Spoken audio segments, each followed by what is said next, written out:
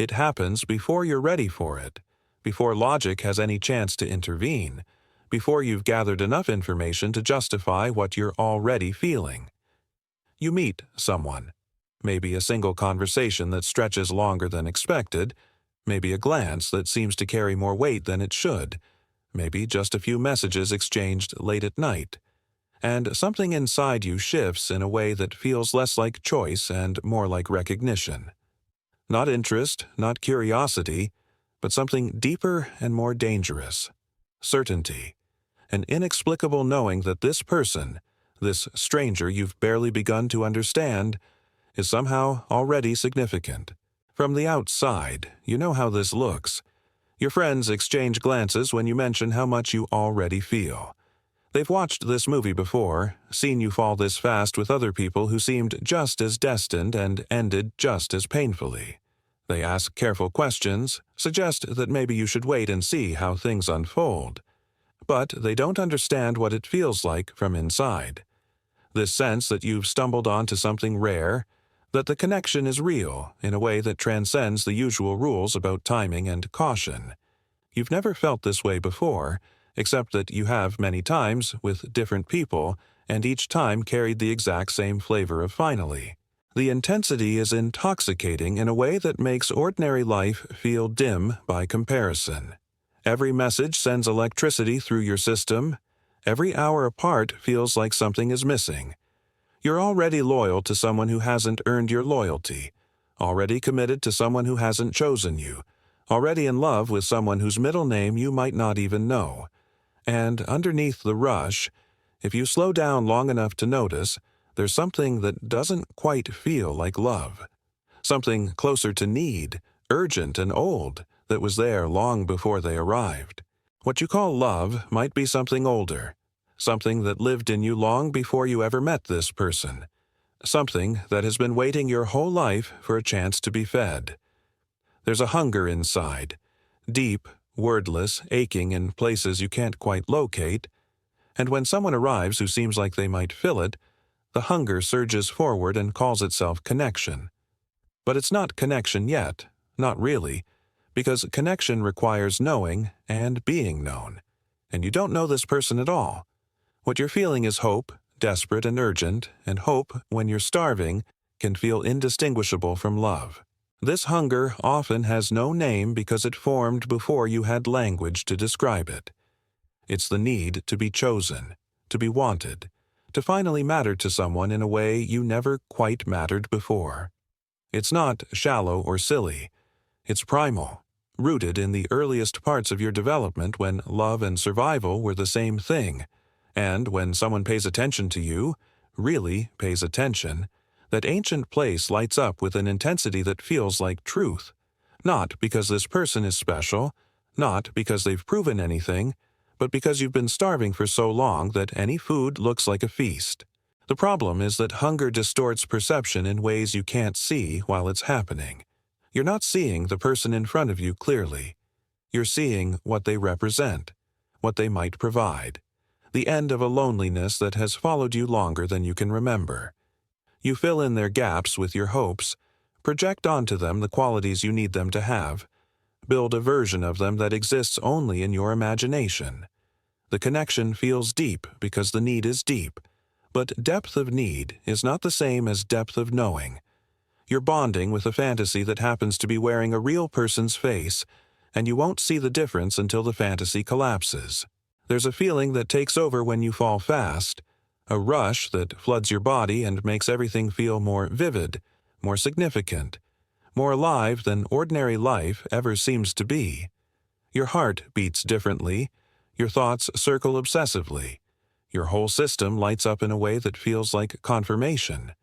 This must be real, this must be important, because why else would your body be responding so powerfully? But here's what nobody tells you.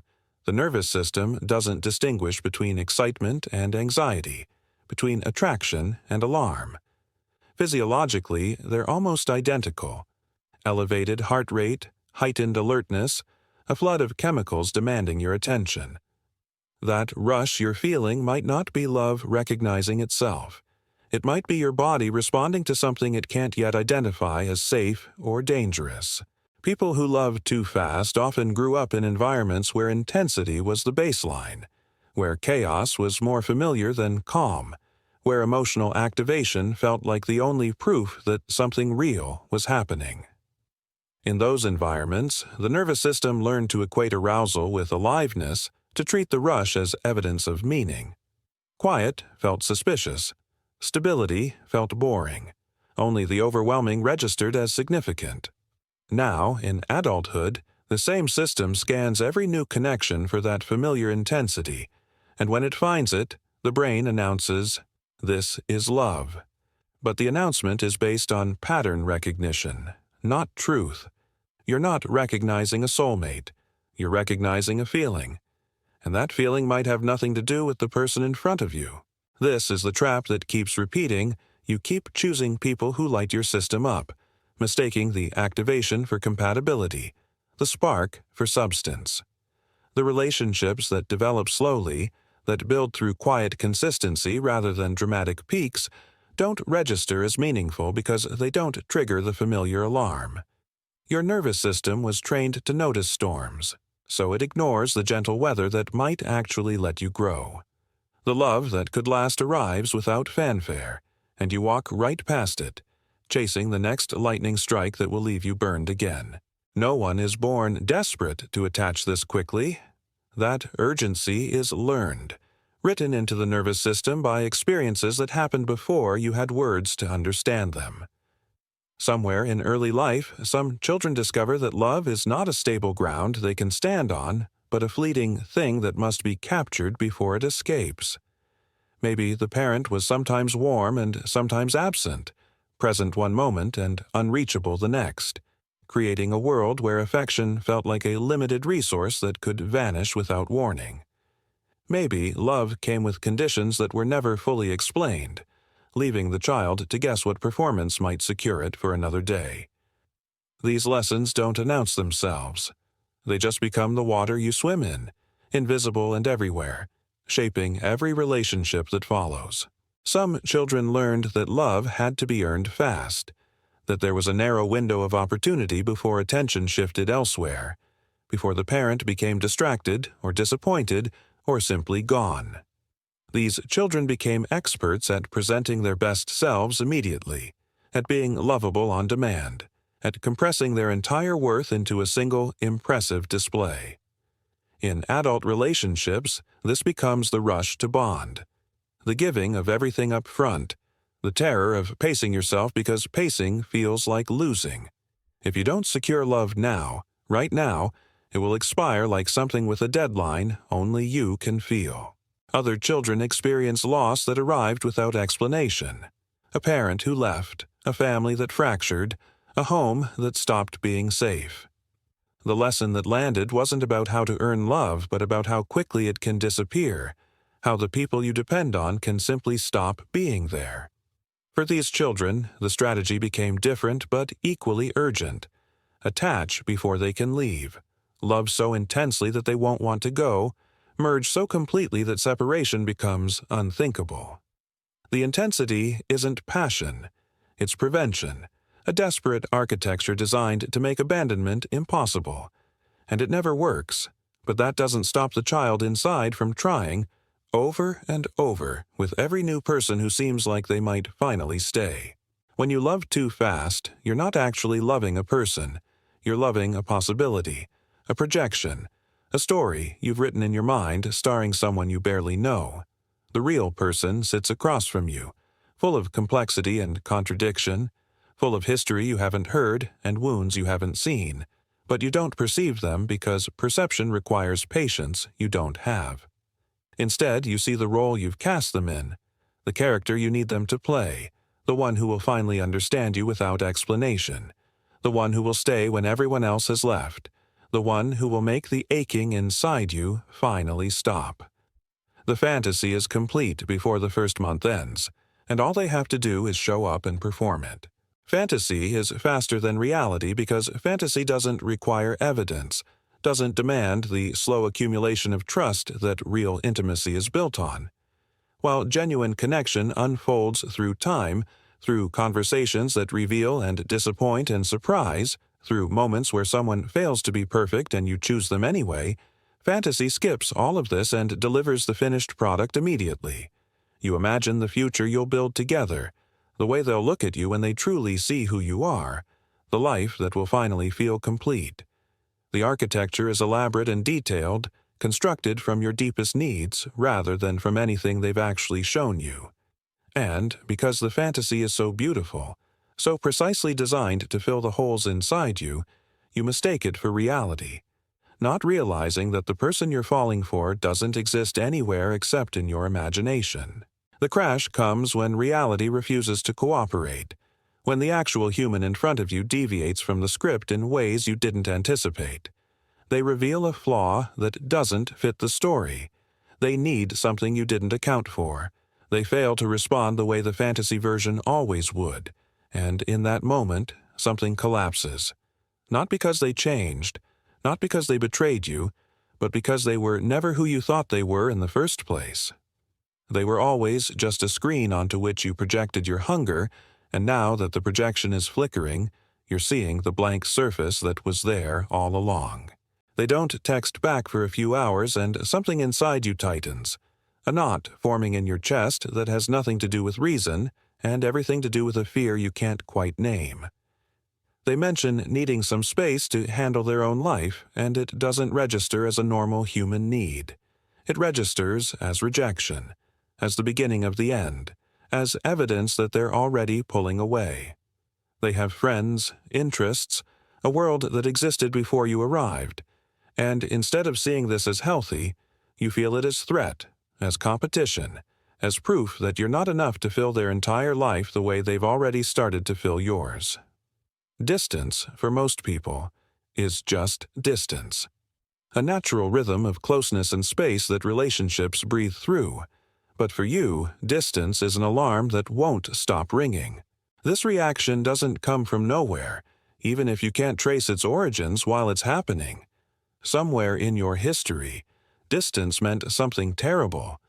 Silence came before abandonment. Space was the first sign that someone was leaving and not coming back.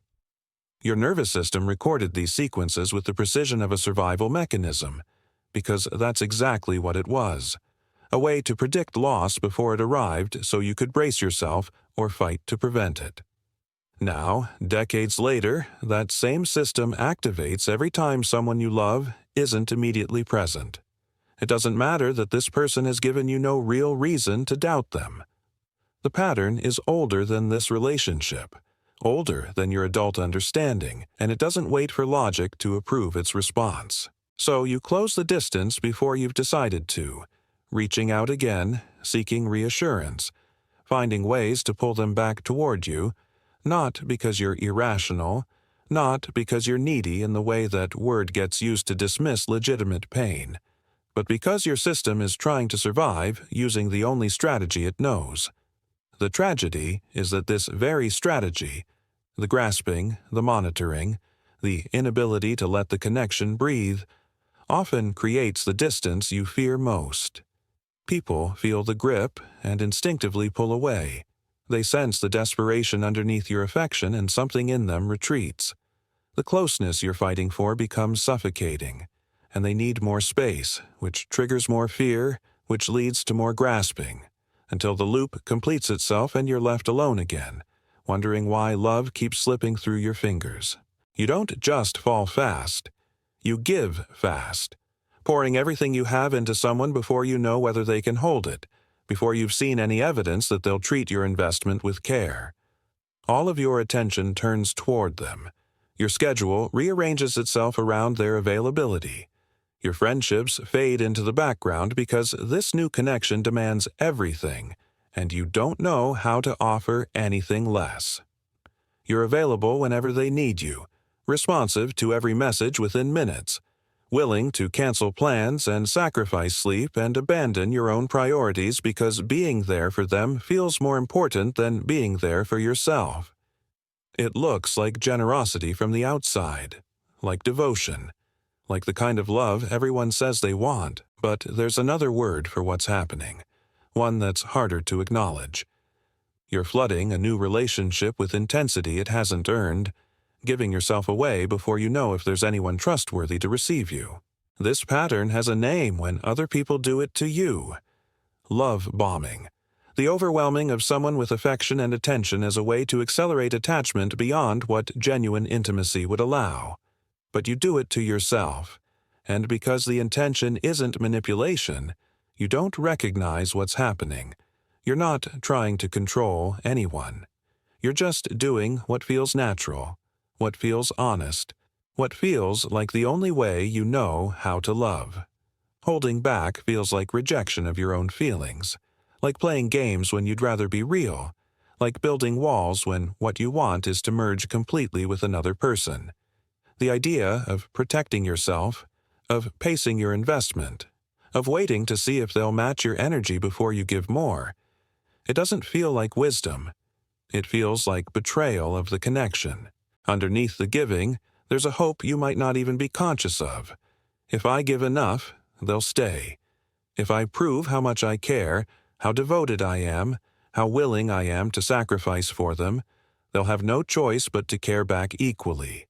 The generosity is real, but it's also a bid, an unconscious negotiation where you trade pieces of yourself for the security of being loved. But love doesn't work through debt, and people who receive too much too fast often feel something is wrong, even if they can't articulate what. The overwhelming attention becomes pressure. The constant availability becomes concerning. And you end up depleted, having given yourself away to someone who never asked for that much, wondering why all that giving didn't translate into the safety you were trying to build. The high doesn't last. It never does, though each time you're certain this one will be different. Certain that the intensity you feel is finally the real thing, rather than another fever that will break. At first, everything seems to confirm what your heart already decided. They're wonderful. The connection is special. Every interaction adds another layer to the future you're already constructing in your mind. But then something shifts, so subtly at first that you might not notice it happening.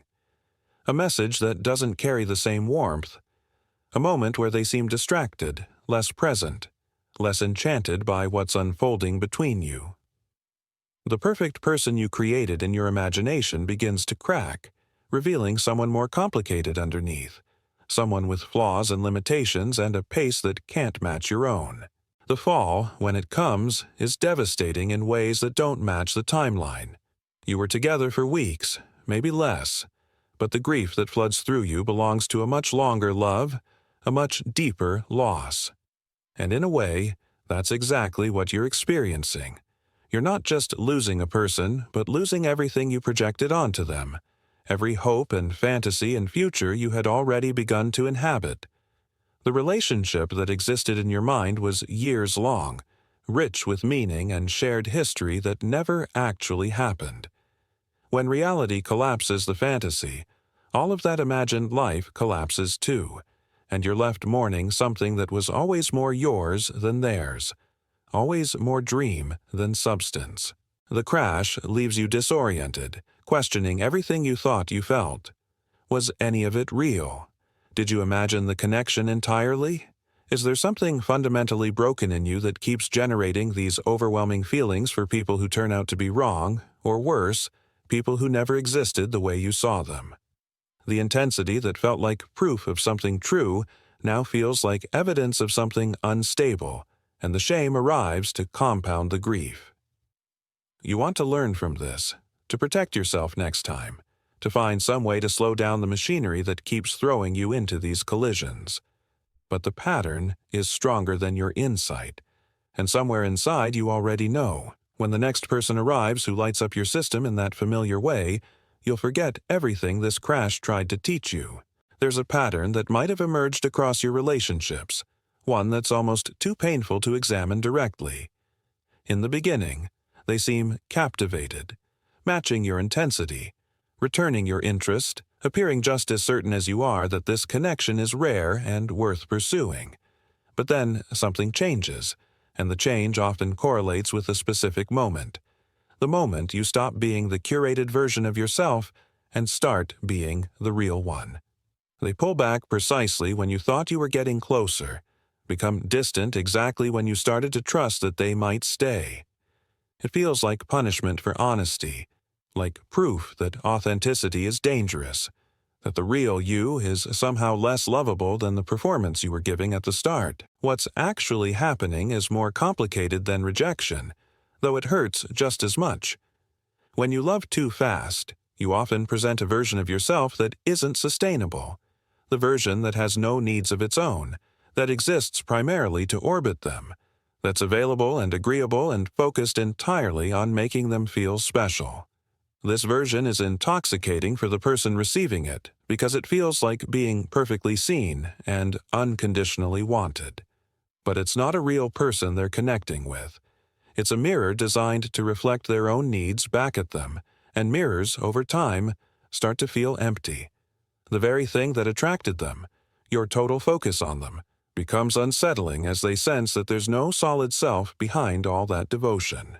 When your actual self emerges, the needs you were suppressing, the fears you were hiding, the parts of you that aren't devoted to their comfort, it can feel like a different person has suddenly appeared.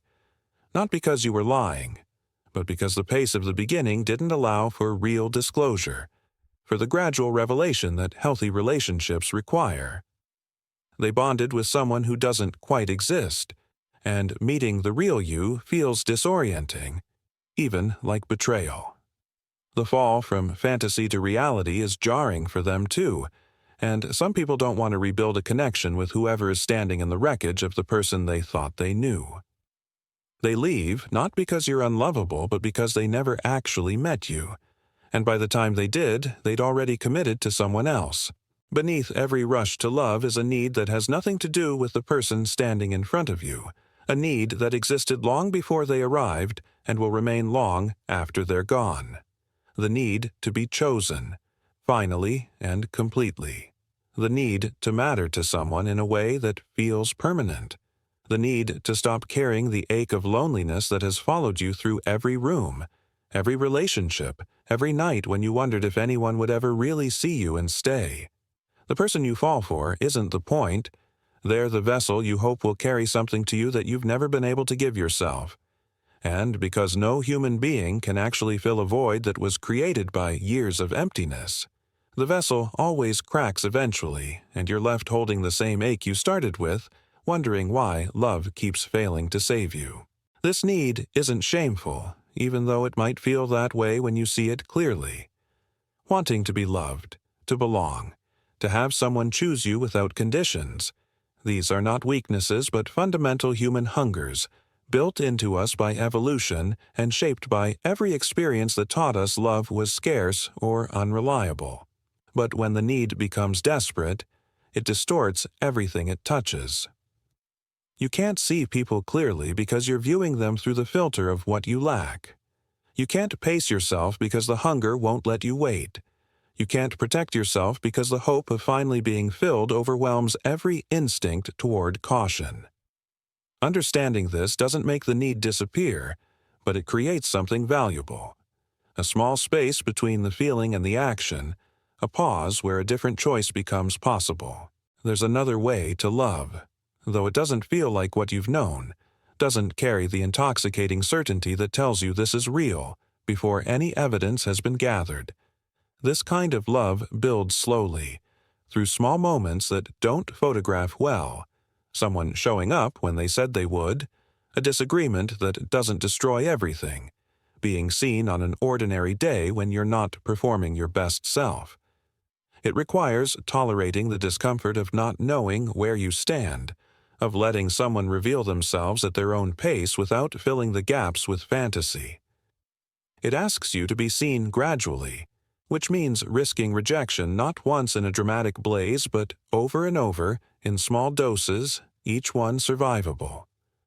The love you've been chasing, the instant recognition, the overwhelming certainty, doesn't actually exist, or rather, it exists only as a story your hunger tells to keep itself fed. But the love you've been avoiding, the quiet kind that asks for patience, is still possible. It's waiting for you to stop running long enough to let it find you.